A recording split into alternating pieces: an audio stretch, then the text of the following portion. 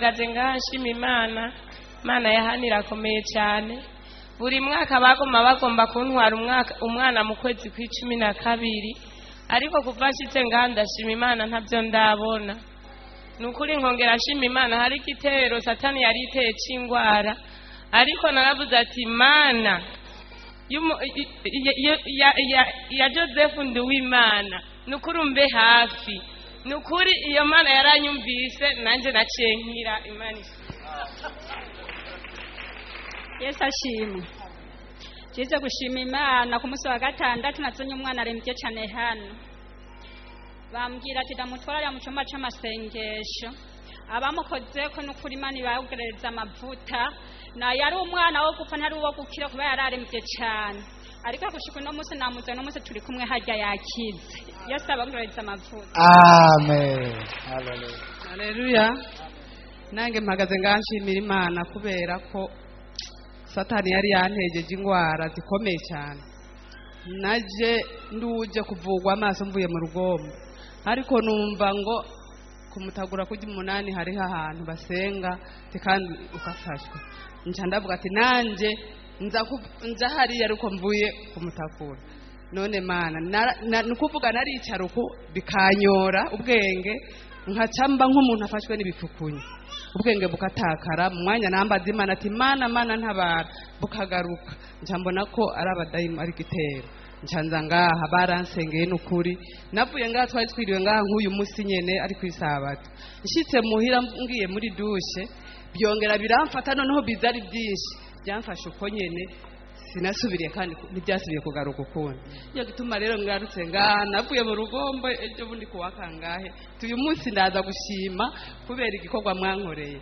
Nari maze kugira ikintu cy'ubwoba, sinzi umukozi w'Imana yavuze ati mufite ubwoba bw'urupfu. Ndavuga ati ni jewe mfite ubwoba bw'urupfu ngana nawe. None nanje mpagaze nganshimira igikorwa mwankoreye. Imana ibahezagire mubandanye mukora, Imana ikomeze kubaheza. Amen. Yes, akohomogisha. Ama Yesu nashimwe. Amen. Hama nanje mpagaze nganshima Imana ukuni twitaye ikatwitwararika mu kudukiza iyo turwaye iradukiza. Ndashima Imana cyane. Mu mwaka uheze nagiye kwijabi ntagira shinge na rugero, ariko nkabwira Imana ati Imana ni wowe kuntabara. Naho turi muri bibazo, umugabo wanje ukamukura ahantu ari, ukamukurayo ukankorera igitangaza, kuko ntibyari byoroshe. Mu kwezi kwagomba gukwira nibana ndi umwe, umugabo atari hari ari mu gasho, ariko nkavuga ati Imana ni wowe kumurenganura ukamukurayo. Ariko haba amaboko wanje arambwira ati ingo kwijabi bagusengere uvuge ikibazo ufise.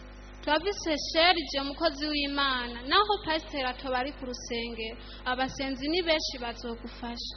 Nukuri ndashima Imana kugitangaza Imana yankoreye. Barambwira ati Kumusi azoja kuri parke kuburana iryanyuma. Imana izubika dosiye yiwe ku masaha 28 kuri 28. Umugabo wazoba yatashe azotaha mu rugo rwayo.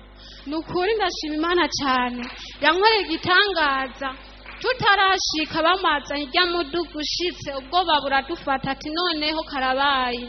Nukuri mu bantu 45 ndashima Imana ko harokose abantu 3, usangamo umugabo wanje arimwo. Ndavuga ati Imana nihabwe icubahiro. Ikindi kigira kabiri, ndavuga ati Imana kutemeye yuko usiga ku ngoyi n'umwana. Ndashima Imana ko yankijije ngwaye, kandi n'umwana aruka kugwara, ariko Imana nkaguma mwamika amaso nkavuga ati Imana niwemere ko umwana mpfana, kaguma rembuza amaso nkiriza umwana ko twagukwirikiye tukwizeye. Nukuri nandi umunyantege nke nkiriza umwana. Nukuri ndashima Imana yuko Imana yamwongeye ubuzima, ubu arafungura yagize amatama. Kweri ndavuga ati Imana ihabwe icubahiro. Kandi ikindi nshimira Imana, uwo mwaka waheze tuba ahantu nta mwidegemvyo nari mfise mu buzima. Noharura iminsi nasohoka hanze, kuko hano naba ntibyari byoroshe, ibitero byaraza ari byinshi cyane. Ariko nkaguma mu nzu nkateka ndi mu nzu nkarya nkaryama ndi mu nzu sinidegenze nkumva amahoro nsohotse umunsi wa kabiri ngiye kwijabi kandi Imana yaramfasha naho nayo ngifise inda ya bebe yaramfashe umusonga 10 itamuga ati Mana shoboza nkahagarara gatoye nkavuga ati hagashohoshoroka mu nda ndongera ntambuke ndabe ko noshika kwijabi ndavuga ati Mana nukuri ndagushima cyane ko yankijije kandi muri je nambwa ati umwana azohabavukira mu nzira tariko Imana izoba mu ruhande rwanje ko nzoba ndiko nja ku rusengero nanje sinzobora umuntu antora ndashima Imana ko yabaye mu ruhande rwanje kandi uwo mwaka ahantu nabaye naho byari bigoye bitoroshe ndashima Imana yuko uwo mwaka ndawurangije atanyoni ziko zihamagara amazina y'umugabo wanje kare ku mwaka uheze aho nagenda mdushe mvuga ati Mana ndashaka no gukorana umwungere asengere ikibazo cyanje n'ukuri kive mu nzira inyoni zaraza zigahamagara ico gihe umugabo utari kumwe zikaza zikambuza amahoro zigaca muri kosra ari zitanu nkafata impuzu nkahuha kugira zisoke zisubiraho zazananye nkavuga ati Mana nkizizi inyoni umugabo wanje yitwa Cedric zikaza zikamagara Sedi nkavuga ati mwizina rya Yesu mwamumenya amazina gute mu gitondo nagiye gusenga kwijabi kubw'amasengesho abasenzi bansengera bakambaza ati wowe ubahehe bakubuterere kubera ko utaza utarondera abasenzi bo bukuterere bagukurikirana nanje nkabona ngiye ku rusengero numva amahoro menshi kuruta hano guma muhira kuko ibitero byaba ari byinshi cyane nduze ku rusengero numva mbohose nkumva ndemerewe nkumva nduhuse umutima wanje ariko no kwindashima Imana yuko uwo mwaka ugeze atanyoni ziduhamagara mwizina atanyoni zihamagara umugabo wanje ngo Cedric nukuri kandi nkayishimira cyane dukomera amashi umwami wacu Yesu ikindi navuga ati Mana umwidegemvyo ntafise ahantu ubu mubanyi imiryango ibiri uwo muntu akambuza amahoro nkavuga ati uno umudayimoni akambuza amahoro